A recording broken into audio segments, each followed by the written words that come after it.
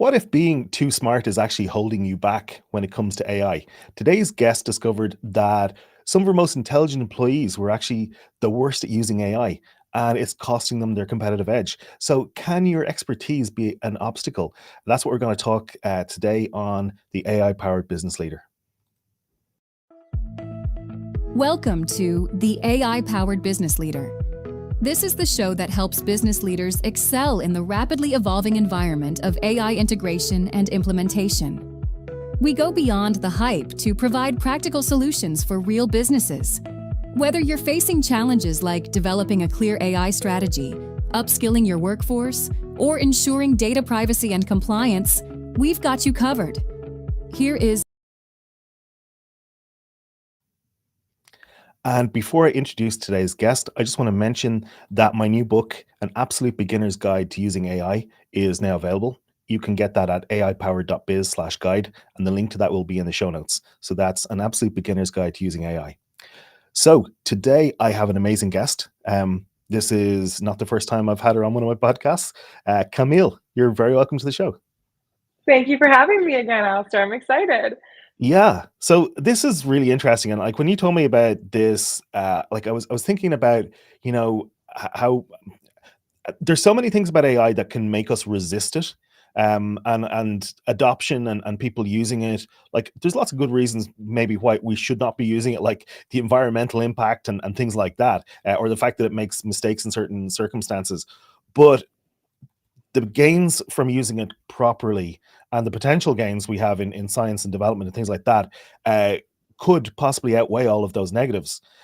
But if people don't experiment and start using it, we can see them fall behind. Can you tell me like what happened with this scenario that you were telling me about last month? Yeah, so really, really interesting problem that I'm facing now as an employer with how fast AI is uh, becoming such a large part of like a tool we use every day within the agency. And I was introduced to this really intelligent, capable, really like bluntly like a perfect fit from an agency perspective. That if I had been introduced to her a few years ago, like really would have been probably like a long-term relationship. But what was it really fascinating about this is that she had taken her career, she had done a, she was very much a careerist in marketing, and she had kind of planted herself in different places throughout her career. But her last job placement was working within um, an educational institution. And there was very much a resistance to AI. There was zero lack of adoption. In fact, it was like a fireable offense to be using AI within the workplace. And she felt like it was very rigid and very dogmatic to just basically be working for one brand. And she wanted to be more of in an agency space to have more of that range. And what was really interesting was the almost like unbeknownst to her resistance to using AI and ChatGPT kind of in her day to day work. And it was very difficult for her to get over the learning curve and to kind of like almost have the like desire to adopt AI as part of her job requirement. And it's really complicated to kind of break down because from my perspective as being more entrepreneurial, I can't understand why you would want to take more time to do it kind of yourself than like have the aid and assistance of working with AI. But and we can dig into that kind of further. But anyways, there was just this kind of almost like it was I don't want to be disparaging, but almost a sense like it was like below her and like below her work to be able to use it. And not wrong in that if you're not understanding how to use it, what comes out at first pass is often junk. Like it's really about the quality of question and the quality of input, right? And I'm sure that's what you talk about in your book. Um, but anyways, yeah, so she really resisted kind of using it. And it got to the point where we had to part ways because I'm in a very Wow. difficult dilemma as a business owner because it's like it if you think about it from a time cost perspective, right? And even like with where clients are at, if they're used to receiving a brand guide within a week, like if we meet on Monday and I can have it to them by Friday, but then it now takes someone, meaning that it would actually take me from a time cost perspective, let's say 2.5 hours, right, to get like that finalized product.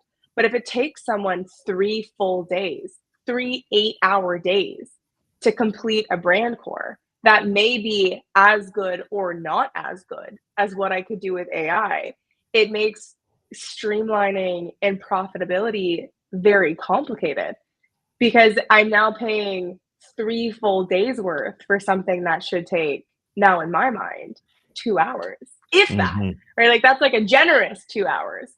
So it's, on one hand, it's like the client expectation of like, it's completely transformed the time in which clients expect things. And then on a second, it's like it also greatly changes the way in which I can maybe not charge because like the value is still there, but at least the expectation of like productivity within my workforce of like how much time are you getting to work on something if Mhm. it's been completely cut down. Yeah.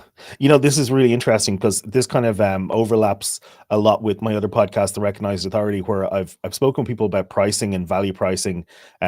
Jonathan Stark of Ditching Hourly, which is his mission is to rid the world of hourly billing. And like this seems like a perfect scenario for that, where if you went to your like your subcontractors or your employees and say, look, we're not going to work on an input hours basis. We're going to work on an output. Like you get paid X amount for the brand core document or whatever it is.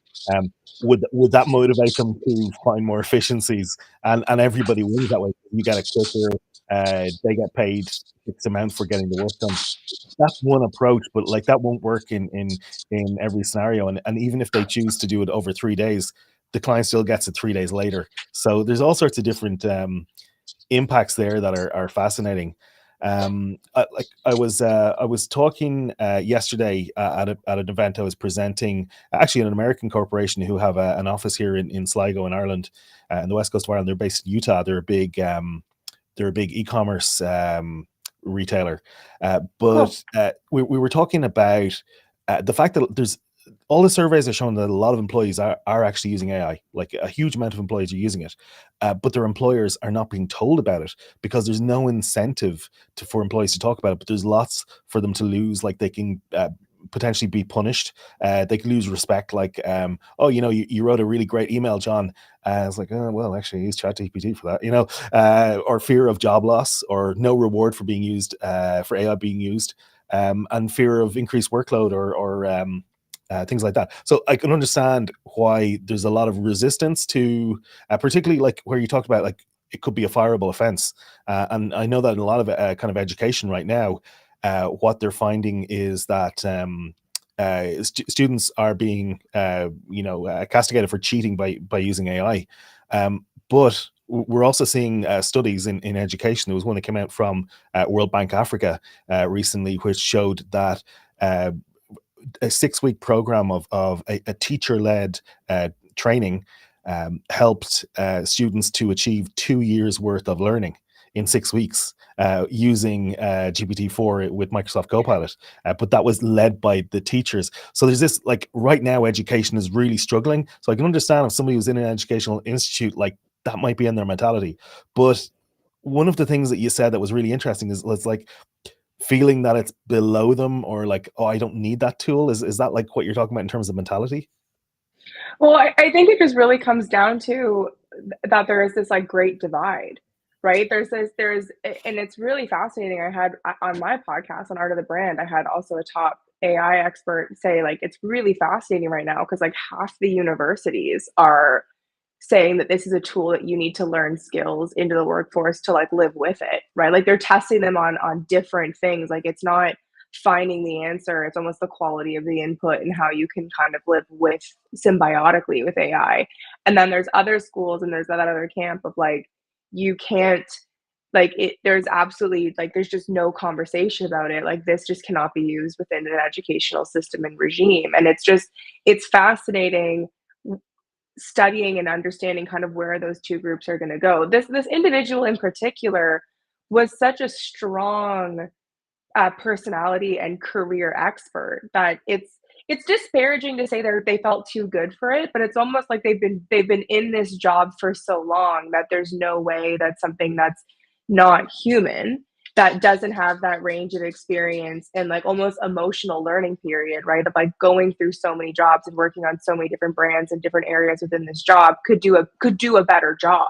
So it's almost like an ignorance of when the first question I ask is not as good as how I could write it, there isn't a potential possibility in which it could be improved to get to a place to be better than I. It's total mindset of like, I'm not prepared to put in the work to understand why this is such a game changer. And that's what's even interesting with what you're saying with like with these larger corporations. And it's it's the fear, that's the seed I want to plant of like, as an entrepreneur and a business owner, like I can't be canceled, I can't be fired. Like I own and run my own business. So the tools of effectiveness that I'm putting in, I can't expect from massive bureaucratic industry big companies. But if you're resisting it within those legacy industries, you also have to fear being replaced for when they bring AI in, because there's just way too many jobs that can also be streamlined. So it's a really interesting dilemma of staying ignorant and then the fear of being replaced because you're not adopting your skill sets to be with AI. Like I'm no longer hiring anyone that isn't proficient. It's actually an interview question that my operational manager has instituted of like, how much are you using ChatGPT and AI? And if the answer is like, not really, I'm not really using it, like you're deselected. You're not in the group anymore. Yeah, and like this is fascinating because people are going from education in many cases where they're told using AI is cheating, and then boom, they're in the workforce and say, well, if you don't have You're any not AI hireable. experience, we can't hire you. Sorry, like that's crazy. It is. Yeah, it's like I think that education as a an industry need to figure this out and like I'm glad to see that there are studies like the one I referenced earlier being done. I'm talking to a friend of mine who we both volunteer on the board of the rugby club, and she's a teacher, and she's saying she's using AI all the time for creating plans for classes and all sorts of stuff, and that other teachers in the staff room are absolutely this is horrible, we can't use this, and it's just going to make things like those they need to kind of figure it out. It's too big a thing, like it's not going to go away.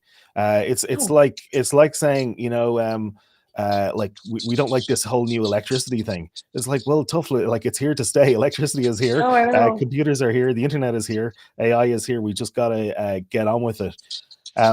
Okay, so what we're saying is that we're saying that some people are really resistant to AI for various different reasons. And some of that is because, hey, I'm an expert in my field. I already do a really great job. No computer can ever match what I'm doing, right? Yeah. So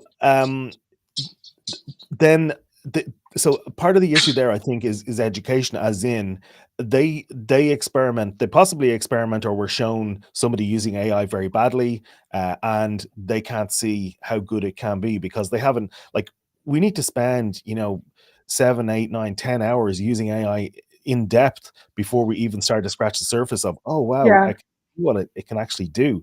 Because when it's in the hands of an expert who is an expert in their field, plus they're an expert in using AI, you can get 10, 20x productivity gains. Never mind the 30% that we're kind of seeing across the board. 100%. Like I actually am addicted to ChatGPT. Like I see it as like a drug. Like I get high off of my ability for productivity. And like that's the way that I like to talk about it is it has allowed me to provide way more work, way more value to my clients and customers. And because I can provide them with more, they're getting more because it's not the best use of my time to like type out like key by key a creative brief when I can voice dictate the strategy, the concepts, the range of what I'm pulling together, the angle that I want to hit, and then it produces it for me in 2 minutes. And the best part, Alistair, is I'm not getting any edits. Like for the longest, like for the greater part of my career, I had to explain to people that weren't as sophisticated in my expertise as I, right? Because that's why clients are hiring me. They're not as good at branding or not as good at marketing. And I give them a brief because like time is finite and I didn't have 3 hours to present to them like a shoot brief. But the level of detail and how ChatGPT is able to like eloquently explain it at like a grade 5 level, I'm not getting any edits. So I'm just overall, I can take on more work, I can provide more value. To me, it's something where it's like, I'm just genuinely like, I'm an addict and I love it because it's actually making me better at what I do. I was never the strongest at being at the attention to detail to ensure that whoever was on the other side of receiving my document was getting it at a level that they could process and check the box. Like, I'm in some ways like a savant in that way. I'm like, okay, I get it. Here you go. And they'd be like, okay, well, what is this? But now I'm able to like comprehensively communicate the idea and why I want to do this. And it's transforming my relationship and the amount of relationships that I can have. Like I can take on more and I can do more great things. Yeah, I found it really useful for articulating concepts like that sometimes I would have found difficult to articulate to a client. Where you can say, what I really want to get across is the idea that, whatever the concept is, can you help me to articulate that? And it will do a really great job of explaining that. And you could give that to the client because like quite often I find that as an expert that I know instinctively this is the right way to do something, but I'm not sure how to explain that. And I find it brilliant Yes. for that in particular. But I think so. One of the things that we talked a little bit about was kind of the quality gap between basic AI usage and expert AI usage is quite Yeah. big, and I think that maybe people don't get that, particularly if they've only played around with it a bit. How do you feel about that? I mean, I think that's kind of it's the biggest first step to overcome. And the way that I like to help people to understand kind of the gravitas of this program is like genuinely every single question you have. So I'll give you like a perfect example. I so it's January when we're recording this. It's the new year. One of the things is I went on like a month vacation, so like my jeans don't fit, and I'm using ChatGPT as a way to like count my macros, and it's like way more effective. So I'm like, okay, hey, today I just drank a coffee, I had a cup of milk, I had 2 eggs, I had spinach. Like, okay, great, here you go. Would you like meal plans for the rest of the day? This is how much protein you can have. It's like, and but I think about it in every area. Like I'll even ask it questions like, hey, I'd like to scale, 10% revenue growth. Like, here are the core areas that I'm making the most money. Based on this, what do you think? And you need to go through the learning pattern because it's a learning model not too far off to how the human brain thinks that you need to learn and realize like what kinds of questions get the results you're looking for, what kinds of areas that you're asking like aren't quite there yet. Like you need to think, you need to the best thing that I learned from the chat from my ChatGPT journey is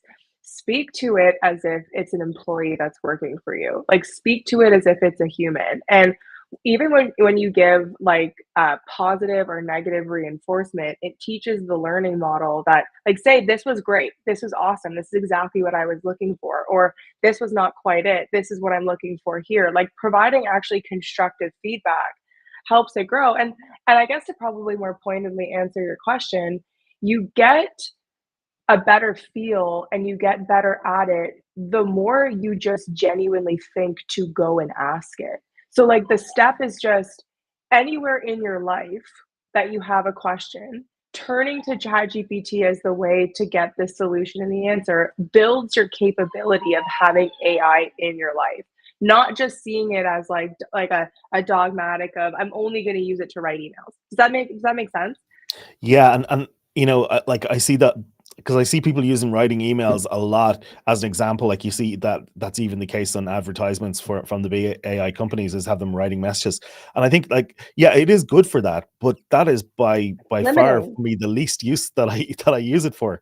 I use it like for example, about 30% of my chat GPT usage right now is in helping me with recipes. So I like cooking a lot, and so I use it in Cool. the kitchen a lot. So I need to cook this, and I want it to be done like this. What time and what temperature. Would it be better to do you use the air fryer, or do I need to do that in a regular oven? That kind of stuff. What would be a good side dish to go with this? I use it for that kind of stuff all the time. And again, that doesn't necessarily help me to use it better for work, but it just gets me in the mode of how to talk to it, and Using it. yeah. Yes. And but some of the stuff, like for example, I gave a 40-minute presentation yesterday. Was a business breakfast event, and so I asked the IT guy who set up the microphone. Shane was his name. I said, Shane, look, sorry for the last second request, but would you be able to like record the audio of this? And he said, oh, well, I don't have, I haven't got that set up. I said, no, just on your phone, just put it beside the speaker. That's all. It doesn't need to be high quality, high fidelity or anything. And so he recorded the whole thing for me, gave it to me. He sent me an email of the audio about an hour after the event. And so I put that into Otter. It was really bad quality, but it was good enough for it to transcribe it. And so I was able to pull out a transcription of my whole talk, including the introduction of me by the MC and the questions that we got afterwards. I was able to then take the transcription of that, and then I was able to make that into an executive briefing for the event and send that. I included the promotional text, so it got all the names right, so it fixed all the names, because I took that promotional text from the ticketing system that they used, and I just sent that off to the event organizer, and they sent it out to everybody who had been there. And like, And what another level? that was all done in 30 minutes, and the 30 minutes was actually not me working on it. It was the processing time. I didn't actually, I actually spent probably about 6 minutes total on that. And I think that people don't get that's a kind of a briefing document that included all the highlights of the things that I was speaking about, all the kind of takeaways, recommendations, even a list of some of the questions that I was asked, and that was all in this document, and it was boom done. It was like a three-page A4 document that's gone out to them, and nicely branded PDF. Looks really good. Makes the organizers look really good, because they now have something that's based on literally Yes. said, and that was done so quickly. And so for me, I know that a lot of people say, AI does create good enough, and yeah, it's really good at creating good enough, like kind of B minus B levels work, and then you can improve it. Sometimes if you use it correctly, it can create A plus content and really superb content without, and I think that's again going back to capabilities and expert AI usage. Would you agree with that? Like I would say, like 100%. I would say, in fact, 80% of my AI use is A plus. Like it's actually better than what I could have done, not because I'm not capable of doing it at that level, but truly just from a time cost perspective and how I like to prioritize my time. Like I'm very much a 50,000 foot view, like visionary. Like I'll give you the idea, I give you the strategy. To like sit down and to bang out the 11-page brief is just, it's not where I excel. So it actually is giving me the 90. But to your point, like, and to add on to what you're saying, it's the same thing that we do. So my partner and I, whenever we go out for dinner, we put on Otter on the table because we're usually talking about business, talking about content. So we will record our entire dinner conversation or our entire car ride because we'll talk about content. We'll talk about fleeting things. I'll take that recording, I'll distill it into show notes when I'm going into the podcast or to concept ideas to give to the client. And it's like it's not because like I don't take it and say, okay, now write me the script, to record the video. There's the uncanniness of like the creative not being better on how I can communicate, like just from having just so many data points on like how people respond, what words work, my own like cadence, tone, and tenor. That's where it's B minus B. But for me to have that productivity, to take that idea that was in the car, to not have to write it down when I'm in a business meeting with a client, to be able to have all of that synthesized and captured, that makes me a world leading expert. Because if you're resisting that and if you're not growing with that, there's going to be a larger divide in which like I can perform versus somebody else. Yeah, yeah. And that's another area. It's not just about creating really great work, but it can also allow you to create really great work uh, a lot more often. Like for example, I have written more blog posts in the last year than I did in the previous 10 years combined. And Now, this is where we get into an interesting debate, which I had with another guest on this show, Jonathan Stark. We were both talking about the value of using AI when you're writing, and the question is, how do we define whether you've actually written something? Now, a friend of mine, Joe Casabona, who's also on the podcast, said that using AI to write a book is saying that is like saying you used a car to run a marathon. So, and you know, I understand that perspective, but it's not quite the same thing. And so the argument is, if it, like, let's say I drive cross country here, which is like a 3 hour, 4 hour drive, and quite often I will put on dictation and I'll just record myself speaking about a topic. I'll take that, I'll transcribe it, and then I'll say, okay, can you summarize that and then turn that into an outline for a blog post or a podcast or a video or a book. And then I get AI to start outlining the book, giving me feedback on that, and then writing sections of the book. Like, Mhm. can you say that I truly didn't, that AI wrote that? AI would never have written that without my input. So it's like we're just in a situation where that line is very blurred now, but at the same time, the quality of output and the quality and the quantity of output, of good output, and I know there's an increasing quantity of extremely poor output as well. I understand that, and that there's a lot of crap out there that's AI generated that people are just kind of mass market shoving out.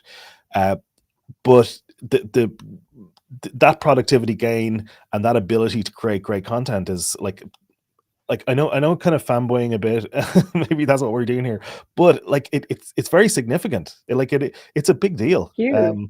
And so like I guess the issue then is, you know, like, is it just like, do we need to do more to teach people about this, to show them, like, what's the next step there?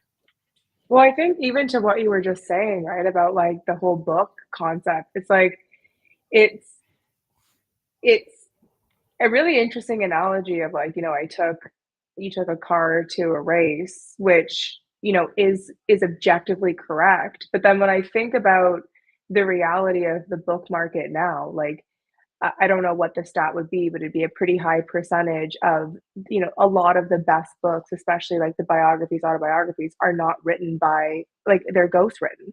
So then the Hmm. question Yeah, kind of becomes and have been for if years, for decades, for hundreds of years, years probably. Yeah. and if the difference is like if if the difference is the average person wouldn't get access to your brain if the bottleneck would be you sitting down to hand type out the book, but they're able to get your thinking through an enhanced model.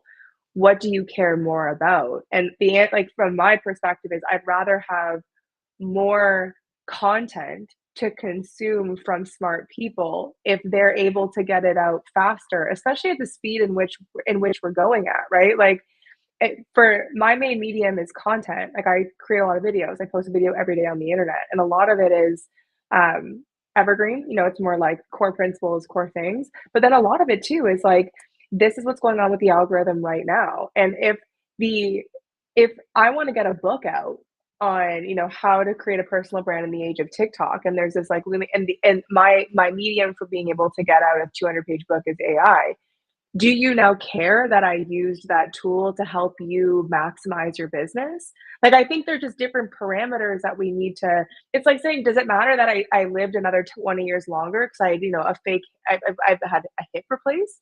Like, it's kind of that, like, that, even that boat concept, right? Like, how many boards goes on a boat before the boat is a different boat? But, like, does it Yeah. matter if the boat is like, it's, but on another side, I'm also writing a book right now, and I have found on a personal note that the AI, utilizing AI as, as a companion to get there with all of my thoughts and using like voice note dictation, it's actually holding me back because Hmm. it looks good at first skim as like a busy person, like it looks good enough. But then when I sit it and I read it, I know it's not me, and I because I want this to be like a legacy of my thought leadership. It's actually holding me back that I know that there's something there that is so easy to use, but I also don't feel that it's good enough. And then that's the kind of the question of, you know, do I go back to the art form because I studied writing, or do I leverage AI to get something out fast enough? And it's also a dilemma I'm dealing with too. But a lot of the blogs I put out that are more like like kind of transient, more disposable of like, I need you to read this week. It may not be relevant in 3 weeks. Mhm. AI is a perfect tool. Yeah, so like what we're talking about here is there's different uses. And so I've spoken to a lot of people about writing. I'm big into writing myself, always have been. And what I find is that writing is really useful and has its place. Like writing stuff out manually, like, okay, not with a pen. I can't write with a pen. My handwriting is worse than a doctor's. Yeah, so I type a lot with writing, like type stuff out. Good, yeah, And yeah, what I find with that is the process of actually writing develops your thinking. And so it's yes, really useful to do that. Now, the issue for me is if you've done that thinking already and you figure that out, but you just need to like turn into a different format. Like you've written 60 blog posts on a topic, let's turn that into a book. AI can really help with that. You've done the work. yeah, That's yeah, where it's super useful. Or I was interviewed on this topic, or I did a presentation about this. Like I did that presentation yesterday. Okay, I've got the transcript of that. I can turn that into a book, or I can turn it into a blog post, or I can turn it into whatever, without actually having to write the whole thing from scratch. I can do it in four yeah, 4 minutes. That's the issue, I think. And I think part of it is it's part of it is the level of expertise that you have in your own topic and the level of expertise that you have in using AI, because both of those things matter. If you don't have as much expertise in your topic, you won't realize when AI is making a mistake. yeah, Because it'll look right to you. Because it's, I saw it described earlier today on Blue Sky as the confidently wrong machine. So the confidently wrong machine says something that's wrong very confidently, and somebody who's not an expert doesn't realize it's wrong, and they publish that, or they use that in a client's document or something. And that's where, like, the lawyer who got fired because he used chat gpt in a and it made up all these references to cases that didn't exist. All like that stuff has happened. So yes. there's knowledge of your own topic, and then there's knowledge of AI and understanding how it works and that it can make mistakes and all that kind of stuff. And actually having a review process. So I don't publish stuff Totally. that I haven't reviewed, that I haven't read. you know so Well, I would say, but even to add to that, it's like where this is kind of, I think it's going to be the great divide, and on its face is quite concerning. Is it where ChatGPT excels is that it makes smart people smarter. mhm, And that's like it really is the quality of the question. It really is the quality of the input. Like, and that's where when you're having the kind of the value conversation, it's also there's second and third order of thinking, right? Like I need someone to be able to really be using ChatGPT in their day to day. But then the mhm, secondary or the tertiary issue is how astute is your ability to see what it spit out as the right answer. So that's what the mhm, majority of my job has become, is if I'm getting them to write a brand core, like a brand document for the dark side of AI, and the first four shared values that came out are just not quite right. I have to go back and say, no, no, the four shared values of the persona listening to this podcast is someone who is educated, who understands productivity, who's wanting to streamline effectiveness, cares about time, and and then based on my second order of thinking or my secondary input, that's where it provides me the answers to save me the 45 minutes of just like drafting out the body copy for those headlines. But it doesn't allow you, it doesn't, if you're just leaving it at the first pass, it's not intelligence, it's laziness. So like that's kind of this paradox of what we're talking about, is it makes smart people smarter, but you have to still have those guardrails in place of what you used as a smart professional. yeah. I think and we're going to have to wrap up in a few minutes. I think that like the way that I think about this, and I think about, we're increasing productivity, we're increasing capability, we're increasing capacity, I guess. I don't know if that's the same, if that's a euphemism for productivity. um these are all interconnected. There's your level of expertise in the topic, there's having processes and systems and guardrails like you talked about. It comes back, and this is going to sound very self-serving, I apologize, but the truth is I think it comes back to education and training, It does. and It does. and having an open mind and spending time using it. And like it horrifies me that AI uses as much electricity as it does. but I'm not Yeah. going to like I can't personally change that, and I also can't stop people using AI. And I also think that it could potentially help us to address that problem as well in the future as it develops more. Um, and so I think that we just need to start using it more and more. Like uh, one of the biggest problems in the late the late 19th century, so about the year 1899 to 1900, one of the biggest problems in New York City was they were creating too much horse dung every day. They were creating tons and tons of horse dung. That problem went away. They thought that that was a major problem, and that problem was gone in 10 years because of the development of motor cars. So things we can solve these things. I'm not saying that that we're going to find it, in next year or the year after, but I think that these things will be solved. I think that we need to use AI more and more to learn how to use it more. It's also going to develop in capabilities, and it's doing so very quickly. And like in the case of your former employee, like you can get left behind if you refuse to use it. If you're um, if it's just it feels wrong to you. Like I don't want to hire an accountant who uses an abacus. I want to hire an accountant who uses calculators and spreadsheets and AI if it's available. That's the accountant that I want to work with. I want to work with somebody who is using the best tools for the job, not somebody who like feels like I'm a craftsman and I can only use abacus because that's the way 14 generations of my family did it or whatever. I'm sure there are certain crafts where we will still need to do things, and particularly in art. Like I do really feel for designers and artists who do these amazing creations, and they see AI doing something that's 80% or 90% of what they've done, in 1% of the time. And I understand that too, but there is a place for the craft aspect. But I think that for many of us, AI is coming for us and coming for our jobs. And so we either need to get on board with using it and figuring out how to use it properly, or we're going to be left behind.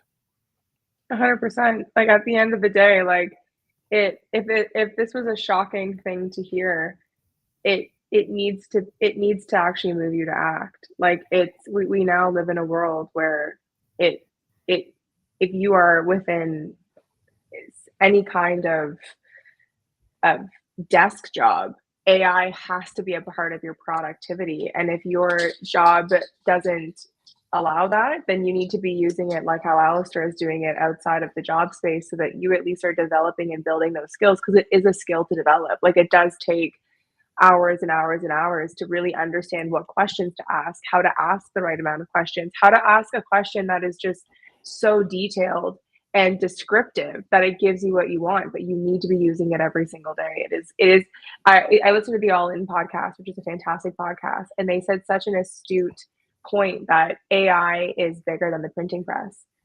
Like this is like we are living in real time a seismic milestone and event for human history. So you if you're not using it, what does that mean for your family? Mm. That's deep. Um, is there anything that we didn't talk about that you wanted to talk about today? No, I think that if like you sharing resources to help people have AI as part of their toolkit is so necessary. And as an employer, and someone that really advocates, like my whole job is really storytelling, which is like an age old concept. And it pulls on things like human emotion, which is where I think AI won't be able to replace for a long time. It's like the human emotion, human connectedness. But even I, someone who like uses like core human fundamentals, I can't go a day. So funny, we were logging on to our company morning meeting yesterday, and one of my partners was like, "Hey, has anyone like loaded ChatGPT? It's like not working for me." And I'm like, "Nope, haven't gotten my hit yet. Like we're about to start." And it was half the team was like, "Yeah, it's not really working for me either right now." And it's so interesting how it's like it's one of our team members. Like it is a part of our daily productivity. So you have to start Mhm. using it. Yeah. And like one thing that I want to get across to people is if you're a highly skilled professional, using AI does not diminish your personal expertise. It No, doesn't mean that your work isn't as good. And it doesn't mean that what AI is producing is necessarily going to be better than what you would create manually. But you with AI together can create more, better, and faster. That's Yes. what I've found, and that's what lots of people are finding. And my last thing to add to that is actually you have to flip the script. Like what you actually need to ask yourself is, what is it that your client wants from you? And it's often that answer of like, they don't want you to take 6 days to write a brief.